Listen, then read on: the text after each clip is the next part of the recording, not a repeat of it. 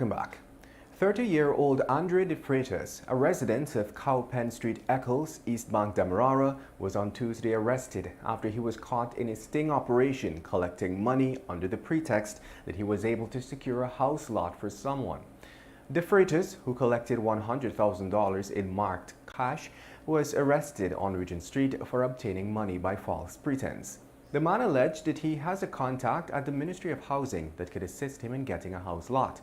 It is understood that the 30-year-old man claimed to be the owner of a company called Prime Investments. Following his arrest, De Freitas was taken to the Brickdam police station where he is being questioned by law enforcement. Investigations are ongoing.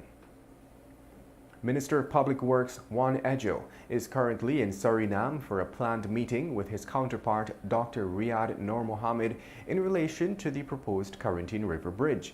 The Kaieteur River Bridge, which is a project being embarked on by both the governments of Guyana and Suriname, will be constructed using the design, build, finance, operate and maintain model. This means that the company that will build the bridge must take care of the design, construction, financing, operation and maintenance of the bridge. It will be done in a private-public partnership arrangement. The Kaieteur River Bridge project involves the construction of 2 bridges and a road across Long Island from Guyana to Suriname. The bridge will span the Kaieteur River from Saudrine in Suriname to Mollison Creek in Guyana and is slated to have a lifespan of 100 years. And now let's tell you ExxonMobil Corporation subsidiary, Esso, will be hosting public consultations today on its 5th development project at the Uwaru field in the Stabroek Block. This session will be held at the Humaniana from 17 hours. The Uwaru project is expected to produce over 1.3 billion barrels of oil over a 20-year period and is expected to cost Guyana over $2.6 trillion. The environmental impact assessment, together with the environmental impact statement for the project, is with the Environmental Protection Agency for evaluation and recommendations. We understand that the face-to-face sessions will be held with information on the project, the environmental authorization process, and the findings of the assessment to support public awareness. Kaieteur News publisher Glenn Lau urged all citizens to attend and participate. He said the meeting offers all stakeholders the opportunity to ask questions about the environmental safeguards in place for the project, such as full coverage insurance. And Esso is yet to make a formal announcement on a final investment decision, and the Guyana government is also still to provide relevant approvals for the Uwaru development in the Stabroek Block. But this is being seen as a formality by at least one top-tier contractor. The Uwaru development is the 5th proposed oil field to be developed in the Stabroek Block by ExxonMobil Guyana as the operator.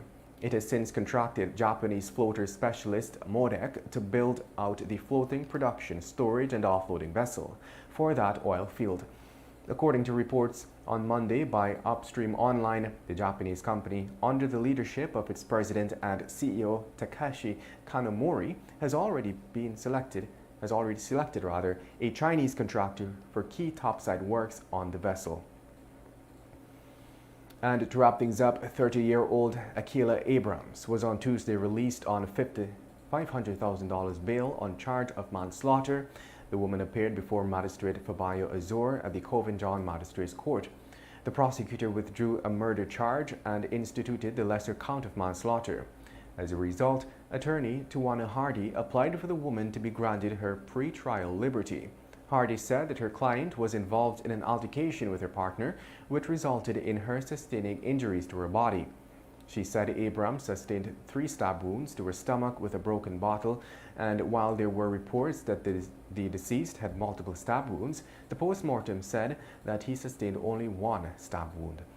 Hardy argued too that manslaughter is a bailable offense. And to wrap things up as usual, we turn the pages of today's Kaieteur News to page 7, dedicated, of course, to bluntness.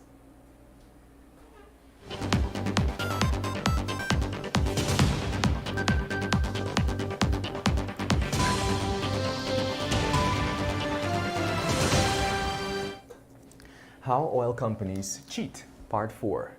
Massive marketing fees is a big rip-off umbrella. It is a soft expense with a hard, sharp edge. Tens of millions in marketing expenses that add up. countries don't know what they're paying for. Countries like Guyana don't care, given our politicians. Oil companies ramp, we get jumped. We either get smart or we will be made into suckers.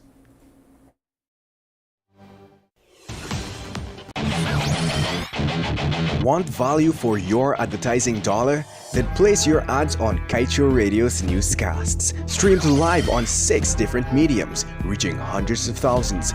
Advertise today and watch your dollar grow.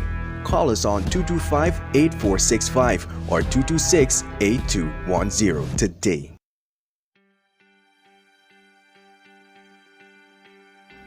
It's the middle of the week. It's the start of a brand new month. It's the third month in the first quarter of 2023. We certainly are moving along. Wednesday, March 1st, a brand new month. Welcome to Kaieteur Radio 99.1 and 99.5 FM. I'm GHK Lal, welcoming you to the midweek edition of the National Outlook. I hope that January and February greeted you well and you are ready for March. I start on a disturbing note. Speaker turns down opposition